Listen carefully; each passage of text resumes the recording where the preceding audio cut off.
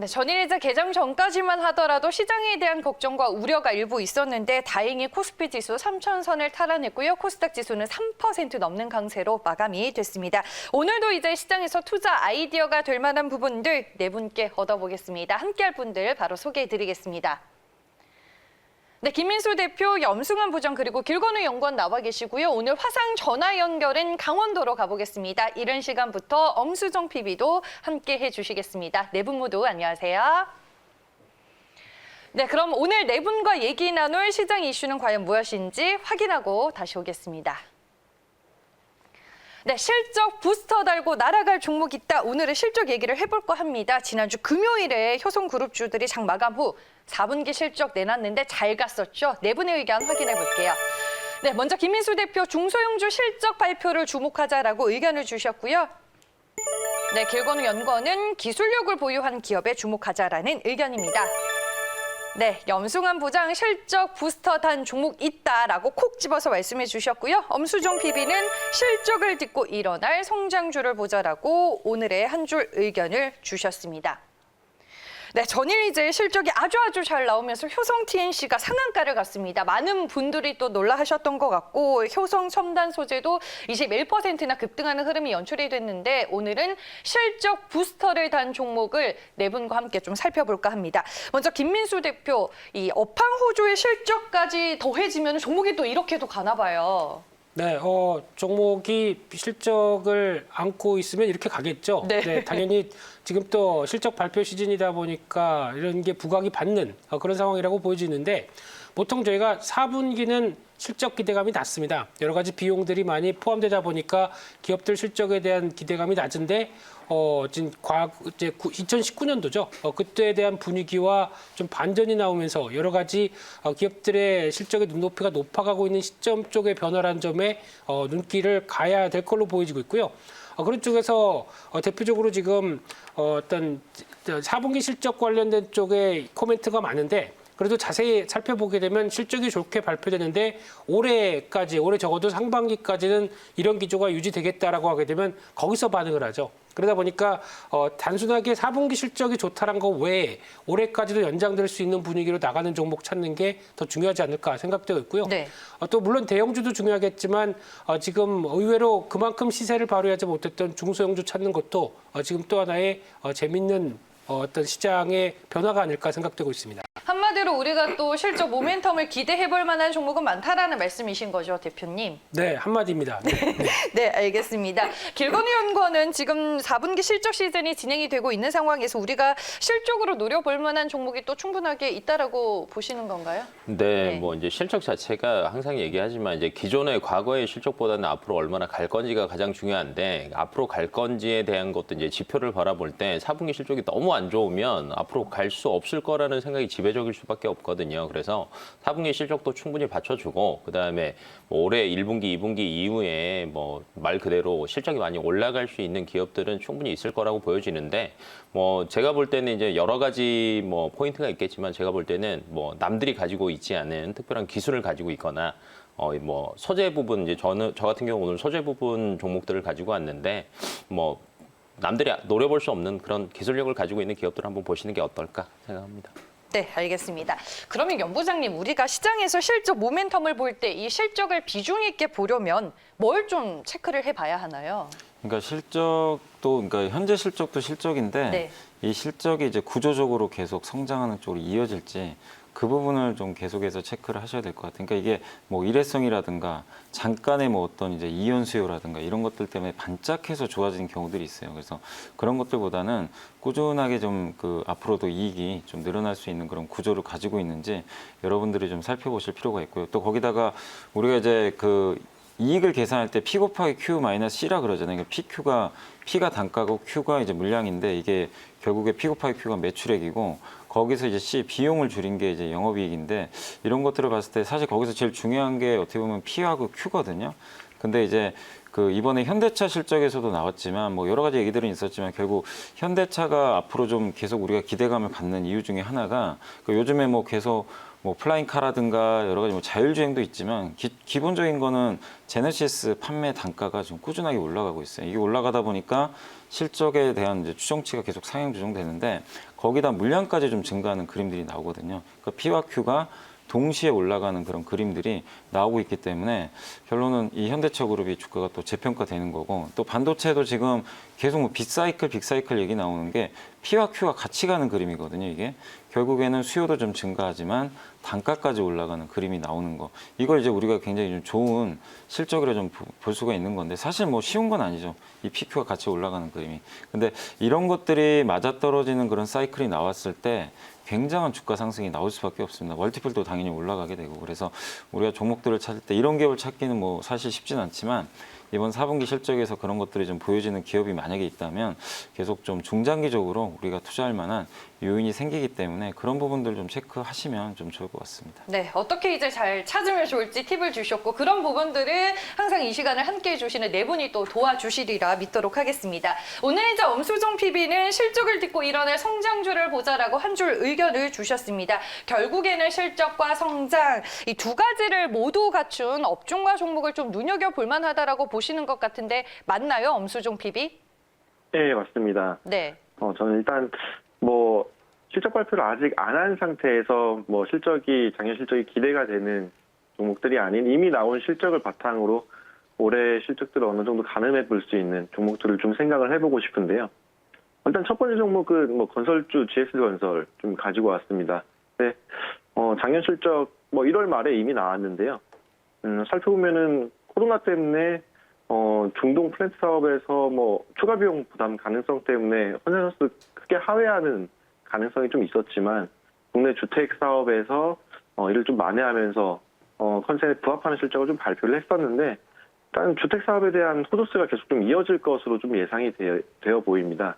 일단 정부의 부동산 정책 방향성이 수요를 억제하는 방향에서 공급을 확대하는 쪽으로 좀 전환을 하고 있는데, 이에 따라서 건설 업종에 대한 좀 투자 분위기가 점차 계속적으로 우호적인 분위기가 좀 연출이 되고 있고요. 이 중에서 좀 민간 수주가 많은 건설사들을 좀 주목을 해봐야 된다고 좀 생각이 되는데, 이 중에 GS건설 주택 사업이 좀 강자면서 이익률이 좀 꾸준히 증가를 하고 있기 때문에 좀 장기적인 안목에서 주목해봐야 한다고 좀 보고 있습니다. 네, 알겠습니다. GS건설 한 종목만 얘기를 해주실 건가요, 엄수정 PB? 네, 조금 이따 한 종목 더 있습니다. 아, 네. 알겠습니다. 일단은 뭐 이 건설주 내에서 GS건설을 실적 모멘텀이 또 풍부한 종목, 그리고 정부의 정책 모멘텀이 또 풍부한 종목으로 말씀을 해주셨는데, 바로 이제 김민술 대표로 가보겠습니다. 네. 어제 이제 효성 TNC가 상한가를 기록하고 효성 첨단 소재가 또 21% 넘게 오르면서 효성 그룹주들을 궁금해하시는 분들이 또 많을 것 같아서 이 부분 짚어주시면서 종목 얘기까지 싹 해주시죠. 네, 그냥 시장에 나오는 변화 그대로고요. 네. 효성이 가장 잘하는 것 중에 하나가 소재 쪽이죠. 그리고 특히 특화된 소재 쪽에 여러 가지 강점이 있다 보니까 그게 또 지금 시주에 맞추면서 또 부장님께서 얘기하셨듯이 단가까지 좋다라는 쪽에 여러 가지 변화가 같이 이어지고 있는데, 네. 근데 어제 효성 첨단 소재를 보면 효성 TNC를 보면서 조금 아쉬운 거는 물론 이제 주가가 가다 보니까 또 연관된 종목들 찾는 것도 중요하겠죠. 지금 태광산업 같은 경우도 같이 스판덱스 관련된 쪽인데 PBR이 0.2배입니다. 이 종목도 가야 될 것 같고요. 네. 그러다 보니까 지금 눈여겨볼 수 있는 거는 지금 효성 관련된 계열사들이 다 화학 업황의 긍정적인 모습들과 함께 잘 간다. 그러면 대장주 그의 가장 큰 형님이죠. 효성은 왜 안 갈까라고 생각하게 되면 이런 것도 사야 되겠죠. 그래서 지금 자회사 실적 호전만 가지고도 따진다고 했었을 때 지분 가치만 해도 벌써 지금 어떤 시가총액을 다 넘어간다라고 하게 되면 계속 관심 있게 봐야 될 것 같고요. 시가총액이 1조 6천억밖에 안 됩니다. 근데 지금 갖고 있는 지분을 계산하게 되면 어떤 첨단 TNC 갖고 있는 지분 정도가 살짝 넘어가는 수준이다 보니까 나머지가 다 계산이 돼야 되겠죠. 게다가 또 배당도 한 6.7%대까지 나온다라고 하게 되면 계속 관심 있게 봐야 될 것 같고요. 배당도 잘 주죠. 네, 잘 줍니다. 왜냐하면 지금 회장님이 담보대출 받아 있습니다. 그러다 보니까 그로 인해서 계속 배당은 줘야 됩니다. 그래서 아마 어떤 작년에 실적이 살짝 부진해도 배당은 계속 나올 것 같고요. 그냥 두 번째 종목 갈까요? 네. 두 번째 종목은 그냥 현대모비스입니다. 이 회사는 4분기 실적 발표했는데 잘 나왔죠. 그래서 그 수준은 아마 올해 계속 이어질 거라고 보는 게 특히 이제 EGMP 쪽에 압축된 여러 가지 어떤 부품과 관련된 쪽으로 보게 되면은 친환경차 핵심 부품 쪽으로 나간다라고 했었을 때 기대감은 상당히 높아진다고 봐야 될 것 같고요.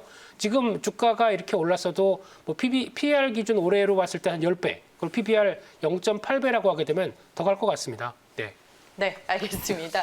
태강산업 또 이제 숨겨진 종목으로 말씀을 해주셨고 오늘 또 얘기해주신 종목은 효성과 그리고 현대모비스였습니다. 다음은 이제 길건우 연구원의 종목을 좀 들어볼까 해요. 네, 저는 앞에서 이제 효성 첨단 소재 얘기가 나왔었잖아요. 네. 근데 효성 첨단 소재 자체가 이제 수소 경제에 포함이 된다라는 거를 아시는 분이 이제 아시는 것 자체가 얼마 안 된 것 같아요. 근데 이제 소재 뭐 여전히 강점을 가지고 있고요. 4분기 실적 자체는 기존에 이제 컨센서스가 한 240억 원 정도 됐는데 한 360억 원으로 굉장히 뭐 전분기 대비도 많이 상승을 했고요. 뭐 다른 것보다도 이제 원래 본업이 이제 타이어 보강제 부분에서 영업이익이 받쳐줬고 그다음에 기타 부분에서 이제 스판덱스도 또 뭐 첨단 소재랑 관련이 있다라는 것들도 또 모르시는 분들도 있는데 그 스판덱스 부분에서도 전분기 대비 이익이 굉장히 개선이 됐고요. 다른 것보다도 이제 탄소 섬유 자체가 수소 경제에 포함이 된다라는 이슈 때문에도 많이 올라갈 것으로 예상이 되고 있습니다. 그리고 뭐 이제 현대차의 이제 넥소의 뭐 이제 소재 자체가 들어갈 거라고 얘기가 나오고 있어서 실질적인 뭐 매출이나 실적은 뭐 내년이 돼봐야 뭐 반영이 되기는 하겠지만 뭐 앞으로 이제 들어갈 것들이 굉장히 많다. 그다음에 수소차, 전기차에 부품이 많이 들어갈 거다. 라고 이렇게 생각을 하시는 게 좋을 것 같고요. 그다음에 이제 튜브 트레일러 관련해서도 그 첨단 소재 자체가 들어갈 수밖에 없습니다. 탄소 섬유가 들어갈 수밖에 없기 때문에 올해가 아마 뭐 효성 첨단 소재 자체가 굉장히 탄력을 받지 않는 받는 한 해가 되지 않을까라고 예상이 되고 있습니다. 그럼 수소 섹터 중에서는 네. 효성 첨단 소재를 혹시 대장으로 좀 보고 계세요, 길건우 연구원? 뭐 이제 대장주라고 할 수는 없겠지만 네. 기존에 너무 저평가를 받고 있었던 터라 지금 네. 계속 52주 신고가를 계속 갱신을 하고 있거든요. 근데 이게 뭐 조정은 중간중간에 받기는 하겠지만 뭐 시료 자체가 충분히 탄력을 굉장히 더 많이 받을 수 있는 걸로 보자라면 대장주로 꼽지 않아도 되니까. 알겠습니다. 한마디로 상승 여력이 충분하다. 그렇게 제가 이해를 하겠습니다. 한 종목 더 있을까요? 네, 나머지 하나는 이제 MLCC 관련해서 이제 삼성전기 얘기하는데 이제 5G 얘기하면 항상 그 MLCC가 빠지지는 않았습니다. 그런데 뭐 저희가 항상 얘기하는 거에 비해서는 매출 자체가 그렇게 많이 보여지지는 않았어요. 그런데 이제 4분기 실적 보니까 나쁘지 않았습니다. 컨센서스에 이제 부합하는 정도였어요. 영업이익이 한 2,500억 정도였는데 1분기 때는 영업이익이 컨센을 한 14% 정도를 상회할 것으로 보여주고 있어요. 다른 것보다도 마진율이 20% 이상 뭐 늘어나면서 뭐 MLCC 업사이클 수준에 거의 근접했다라고 보여지고 있고요. 그다음에 현재 이제 비수기인데도 불구하고 MLCC를 풀가동하고 있거든요. 근데 풀가동함에도 수요 자체를 따라가지를 못하고 있는 상황이라서 좀 있으면은 아마 가격 인상을 충분히 할 수 있는 환경이 다 갖춰져 있기 때문에 뭐 실적 자체가 1분기, 2분기 이후에는 정말 탄력을 받아서 올라갈 것으로 보여지고 있어서 삼성전기는 뭐 지금 보셔도 나쁘지는 않을 것 같습니다. 네, 알겠습니다. 효성 첨단 소재에 이어서 삼성전기까지 IT 업종 내에서 한 종목을 골라주셨고요. 다음은 이제 연부장님 종목 얘기 들어볼게요. 네, 저는 일단 네. 그 중소형주 중에서 두 종목 좀 가져봤는데 일단 이제 바텍하고 JVM인데 이제 공교롭게도 또 실적 발표를 최근에 했어요. 그래서 네.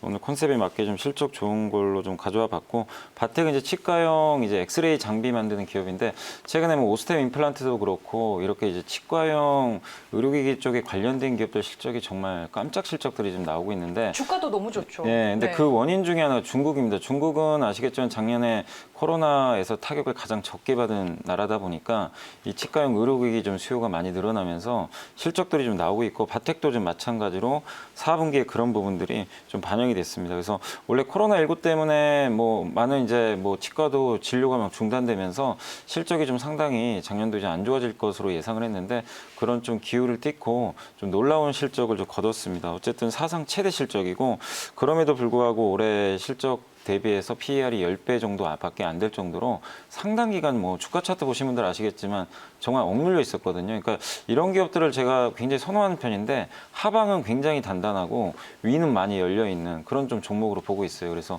바텍도 좀 관심 있게 보시고 두 번째는 JVM인데 이 기업도 한 몇 달간 기간 조정 이제 보이다가 실적 발표하고 나서 좀 주가가 어제 같은 경우 크게 좀 올라갔는데 4분기 영업이익이 무려 138%나 좀 증가를 했고 올해도 한 79% 이익이 좀 증가할 것으로 저희 당사 애널리스트가 좀 전망을 해줬습니다. 네. 그리고 자동약 포장기를 만드는 회사예요. 우리 이제 한국에서 이제 자동으로 약을 포장하는 게 일반적인데 그 봉지에 담겨서 미국은 플라스틱 병에다 이제 담아서 하기 때문에 약간 구조가 다른데 아마존이 그 필팩이라는 이제 온라인 그 약품 유통회사를 인수를 했는데 그 회사가 바로 이런 사업을 하고 있거든요. 약포지 형태로 약을 포장해서 이제 미국 전역에 좀 배송을 하고 있는데 이 시장이 열렸기 때문에 미국에서도 JVM이 좀 좋은 성과를 기대하고 있습니다. 그래서 실적 좋고 성장 여력도 충분하니까 관심 있게 보시면 좋겠습니다. 네, 알겠습니다. 연부장님의 두 개의 종목 바텍과 JVM으로 저희가 종목 얘기를 들어봤습니다. 엄수정 PB가 앞서서 이제 GS건설 얘기해 주셨고 한 종목 더 있다라고 말씀해 주셨는데 어떤 섹터의 어떤 종목일까요? 예, 일단 어제 이 시간에도 먼저 언급을 주셨던 SK 이노베이션인데요. 네.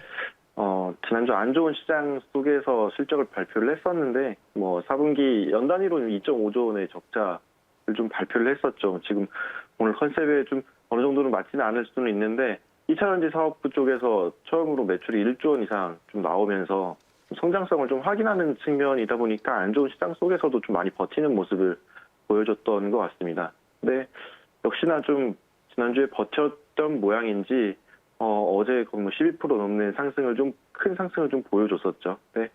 현대차가 어제 3차 eGMP 배터리 공급사로 이노베이션을 좀 선정을 한다는 일부 언론에 좀 보도가 있었는데 이게 현대차는 강한 부인이 아니고 확정도 하진 않았지만 좀 선정 중이라면서 답변을 좀 했었고요. 그러면서 동사에 대한 좀 기대를 높이기도 했었는데 근데 1차 물량이 10조 원이었고 3차까지 만약에 가져가게 된다면은 내년에는 사업부 흑자 전환이 좀 가능해지는 것이 좀 예상이 되고요.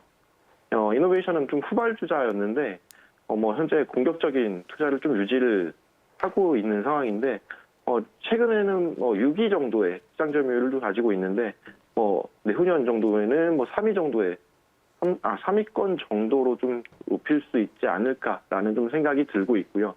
다만 오늘 10일 날에는 발표될 LG화학 쪽으로 소송이 좀 예정이 되어 있는데요.